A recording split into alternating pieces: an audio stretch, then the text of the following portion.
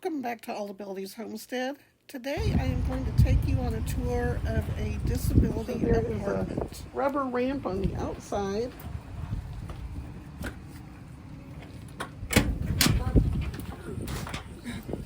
Just coming right back in. I told you it was. And then a ramp on the inside. And this is, how do I move out? Living room. Here, you had package on the porch. Oh,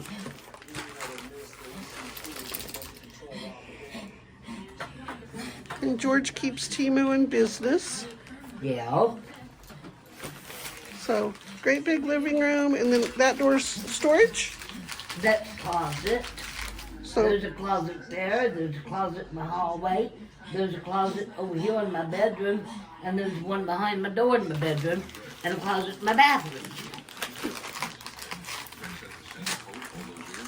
How many coats does a nun have? so I've then got plenty of storage spots. big dining room with lots of room for a big table, but she's got two little tables.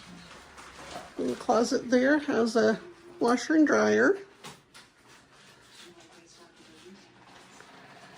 Kitchen, which is a decent sized kitchen for an apartment. This little closet here is your heater and stuff like that. That's my furnace room, yes. Okay. My furnace and my water heater. So then there's another closet for storage. These are my fans. And then bedroom. Cool. Probably is big enough to put a queen size bed in here, but she does have a hospital bed. And there's another closet over here. Dang. And a window. And then big bathroom that's got wheelchair accessible door, handicap size door. And an easy to step in shower. And then George can stand up and walk a little bit, so she's able to step into the shower. And then right here's another closet behind the bedroom door. And lots of dream catchers. You won't lose a dream here because it's going to catch them all. Apartment furnished by Timu. Didn't you say coffee table and end tables and Coffee couch? Table, end table was only $50. One for my bedroom and the two in here. And then your caregiver just put them all together for you? Yeah, my caregiver and Michael and Shelley or Mike and Christine put everything in the apartment together. Well, okay. This apartment belongs to my friend George. I met her over at the senior center when I was teaching art classes. And during the winter, because her only mode of transportation is her wheelchair, she can't get out as often because it's cold and it's a little ways to get over to the center. So I come by her apartment once a week or so and play cards and just visit for the afternoon. Today she was gracious enough to let me film a tour of her apartment, as well as tell me about the different programs that are available in the United States for people with disabilities. So I took this time to record it. For anyone living in the United States, there are caregivers and a lot of different programs that allow people with disabilities the ability to live independently. She lives here by herself after having a stroke that left her unable to use the right side of her body. But you'll see that she still is able to do most everything she wants to do, and there's programs in place to assist her with any of that. So I'm going to let her tell you in her own words what all she has and what kind of help is available.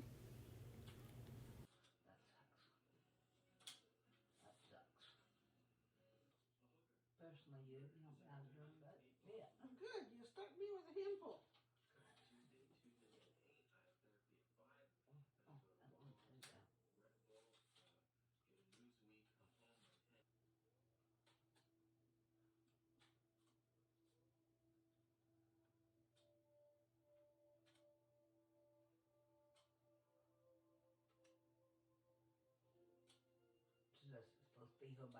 With senior apartments, they come by here, they do all the maintenance. I don't have to worry about nothing.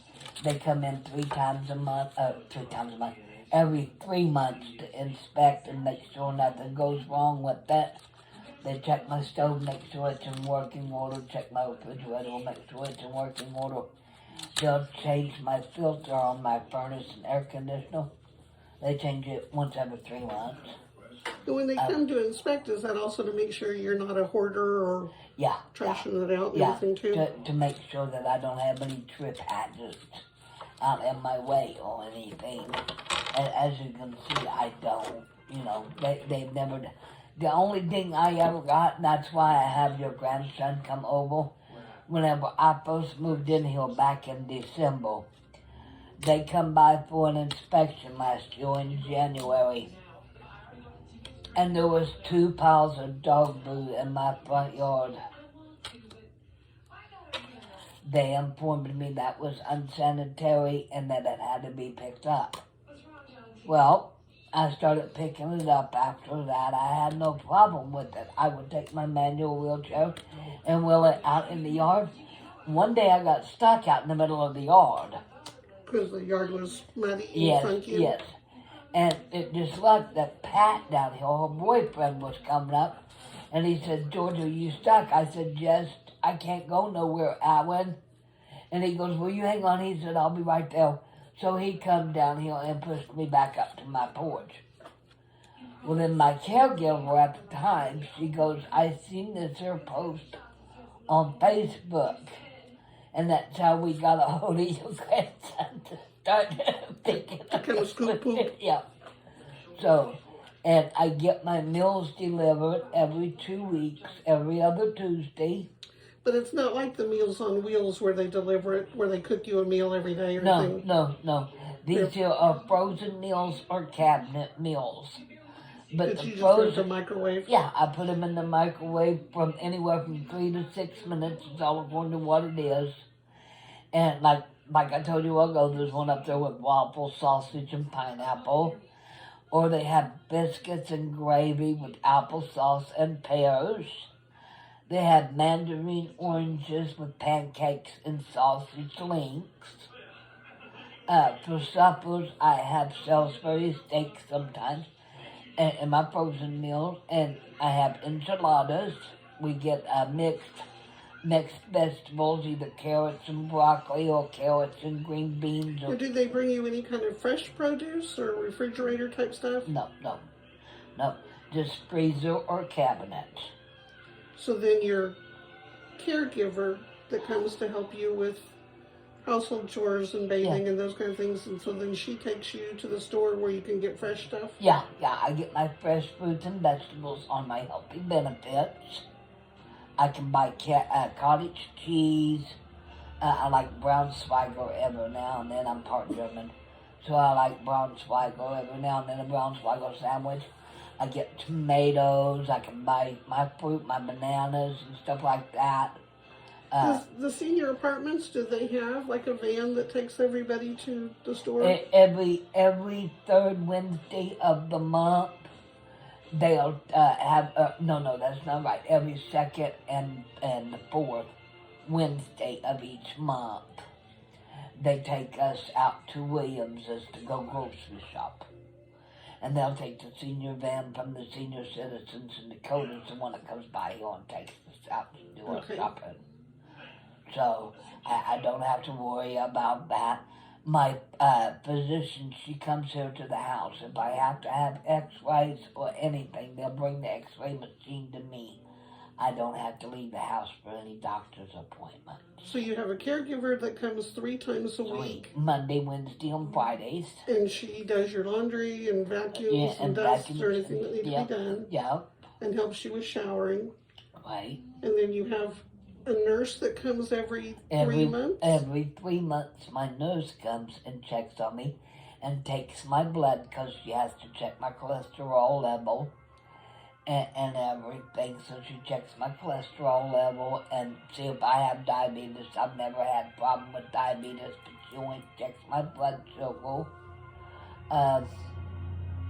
And then you have a doctor that comes how often? Once a month, my doctor comes to Oh, visit. more often than the nurse. Yeah, because the nurse just got to drain blood. The Okay. doctor comes and she takes my blood pressure and my heart rate, listens to my breathing and makes sure my COPD is not acting up and stuff like that. But yeah, she comes once a month. And the nurse comes once every 3 months. And then my medicine gets delivered to my front door from Select RX. If I have any prescriptions due, Annie Dunham will text an e-script to Select RX so I don't have to worry about my prescriptions. So you don't really have to leave the house if you don't want to. I'm a cushy little rip and I love retirement. So then you just roll over to the senior center for basically social interaction. Right. Once every other day I'm up at the senior center Monday, Wednesday, and Friday. I'm back here by the time my caregiver gets here. She comes in, she'll take the bus out before I get home, usually. But by the time I get back, she's here at the house. Everything goes okay. She's gone by 2:30, 3 o'clock in the afternoon. And then somebody from church picks you up to go to church on Sundays On and Wednesdays? Jeff and Heather usually stop in. You've seen Jeff this morning. Mm-hmm. Heather's out sick still yet. She's been sick for the last 2 weeks. So she's doing really, really bad. But yeah, they usually stop by here and pick me up, take me to church on Sunday mornings and Wednesday nights. But if you have to, if the weather's nice enough, it's close enough, you could roll to it. Yeah, I just take off and go out there. When you remember to charge your wheelchair. Yeah, whenever I remember to charge my wheelchair. Usually my caregiver plugs it in on Friday. She didn't do it. It was her fault. Oh, blame her. She's probably too busy putting together your new chair. Yeah, well, that was funny. I got the chair, and I was out to Walmart, and Christine, my old caregiver, her husband's always tinkering with everything in the garage, and his name's Mike, her name's Christine. My oldest son's name's Mike. My oldest daughter's name is Christine. They have a daughter named Jennifer, and my daughter's named Jennifer. I have a sister named Jennifer. Well, Christine has a sister named Elizabeth. I have a granddaughter named Elizabeth. So I just live right around family. Well, I was going to Walmart Friday night. I'd gotten my chair in that morning, and Michelle came over to take me to Walmart to go shopping. Well, whenever we was right in the middle of shopping, and Christine called, she goes, "You texted me, you got your chair in." I said, "Yeah, you tell Mike to get up off his butt and go put it together for me." She goes, "You just did. I have my phone on speaker." I'm like, "Oops." I said, "Mike, I was always teasing. I just need my chair put together, son." So he come over and he goes, "I'll come over there and put it together." So whenever we got back from Walmart, he already had the old chair out on his truck, and he had my chair here halfway put together by the time we got home. Do they have a key to get into your apartment? Whenever I leave, if I'm just going short distances. Yeah, I've seen a lot of strange stuff in my life, and I've lived through most of it. Looking back on it now, I wonder how. How long ago did you have your stroke? Back in 2013. I had it on the 4th of July. Me and my girlfriend, we had never spent a 4th of July together, and we'd been together for 4 years. And I was off work on the 4th that year. And I told Mom, I said, "Why don't you call in and we'll stay home and spend the 4th together?" So she called in to work, and the morning of the 4th, I got up to go to the bathroom. I made it as far as the dining room and sat down. It woke her up whenever I sat down on the floor, and because I sat down kind of hard. And she woke up and she said, "George, what are you doing?" I said, "Oh, just sitting here. I thought I needed to go to the bathroom, but apparently God said I need to sit here for a minute." So she comes, she took me to the bathroom, done my business, she took me back to bed. I laid down At 10:30, I woke up. Everything was fine. I walked to the bathroom, sat back down in the chair in the living room, and I couldn't move. I was just numb. I said, I can't move. I can't move my leg. I couldn't move my hand. Nothing. So Mo ended up carrying me to the car and took me to the hospital. I was in the hospital for 21 days. Okay? From the 4th to the 27th, I was in the 26th, I was in the hospital. We spent the 4th of July together that year. We watched the fireworks from my bedroom window at the hospital. But So I they had... knew right away it was a stroke, right? So, I mean, it was just a case of trying to get you stabilized? Right. I couldn't talk. I couldn't say nothing for the first 7 or 8 hours that I was there. I didn't have nothing to eat. They said I had to drink something first whenever I finally come around. I'd been there since 11:30 that morning until 4 o'clock in the evening. I couldn't talk, couldn't move. Seen the nurses going around, seen Mo, she was still. Doctor finally come in and I said, my first word was, man, I'm hungry. I hadn't had nothing to eat all day. I said, I'm really hungry. And they said, well, you have to drink some water first to make sure you can swallow without choking. So I drank water, drank it right down. And she goes, okay, then I guess it's safe for you to eat. You don't need a feeding tube. I said, oh, no feeding tube.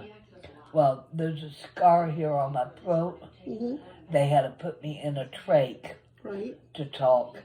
At first, because like I said, I couldn't say nothing or do nothing. They don't know if my smoking caused it, because I smoked 5 packs of cigarettes a day. Oh, goodness. Since I was 8 years old, and here I was 50, so I'd done it for well over my half life. That I smoked 5 packs of cigarettes. So wait a minute, you started smoking when you were 8? Yes, ma'am. Yeah, I used to sneak in the closet and sit in my closet in my bedroom and smoke cigarettes.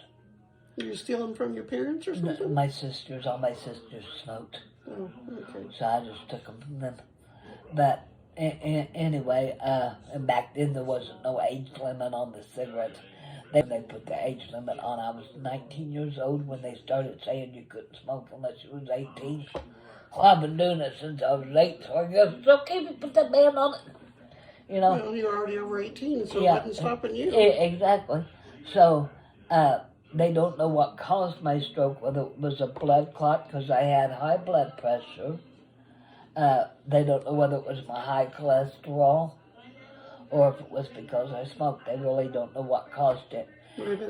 Thank you so much for watching, and if I can answer any questions about any of the programs that are out there, please leave a message below. Have a blessed day.